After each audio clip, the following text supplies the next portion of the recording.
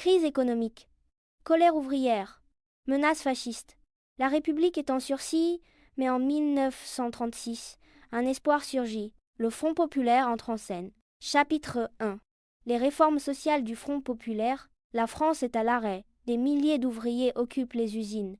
Ils n'attendent plus, ils exigent leurs droits. À la tête du gouvernement, Léon Blum, socialiste, agit sans tarder. Le 7 juin 1936, c'est historique. Les accords de Matignon sont signés. Convention collective élargie, salaire augmenté. La voix des syndicats enfin reconnue. Mais ce n'est pas fini. Blum frappe encore plus fort avec deux grandes lois sociales.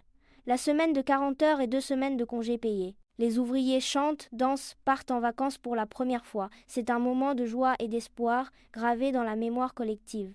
Chapitre 2. Les difficultés du Front populaire. Mais l'enthousiasme ne suffit pas. Les prix augmentent, l'économie ralentit, le chômage revient. La droite et l'extrême droite attaquent violemment, notamment dans la presse antisémite. Même le Parti communiste se retourne contre Blum. Il lui reproche de ne pas soutenir les républicains espagnols dans la guerre civile contre Franco. L'unité du Front populaire se brise. En juin 1937, Léon Blum démissionne. Un nouveau gouvernement de centre-gauche prend la suite. Mais en 1938, face à Hitler qui réclame les Sudètes, la France cède à Munich. Pourtant, le danger est là, et la France le sait, le réarmement s'accélère, la guerre approche, inévitable. Date clé à retenir. La guerre d'Espagne, 1936-1939, oppose les républicains aux nationalistes du général Franco. Pour finir, le Front populaire, c'est l'espoir social contre la crise.